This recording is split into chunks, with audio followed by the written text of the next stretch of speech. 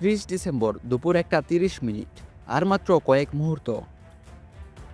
তারপর শুরু হতে যাচ্ছে বাংলাদেশের ঘরোয়া ক্রিকেটের সবচেয়ে বড় টি-20 লিগ বিপিএল।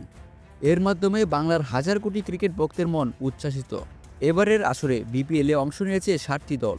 এই আসরের নতুন একটি দল অংশগ্রহণ করার পাশাপাশি ছিটকে গেছেন বিপিএলে সবচেয়ে বেশিবার চ্যাম্পিয়ন হওয়া Comilla Victoria, Fortune Barishal, Rangpur Riders, Sylhet Strikers, Chattogram Challengers, দূরপার রাজশাহীর সাথে আছে ঢাকা ক্যাপিটালস। গত আসরে রানার্স আপ হওয়া কুমিল্লা ভিক্টোরিয়া অংশগ্রহণ করেনি বিপিএল 2025 আসরে। আগামীকাল 30 ডিসেম্বর রোজ রবিবার দুপুর 1:30 মিরপুরে মাঠে করাতে যাচ্ছে বিপিএলের উদ্বোধনী ম্যাচ। উদ্বোধনী ম্যাচে বরিশালের প্রতিপক্ষ দূরপার রাজশাহী। আসরের দ্বিতীয় ম্যাচে রাত 7:30 রংপুর রাইডার্সের মুখোমুখি হবে ঢাকা ক্যাপিটালস। এই ম্যাচে কে জিতবে জানিয়ে যান আপনার মতামত কমেন্ট বক্সে।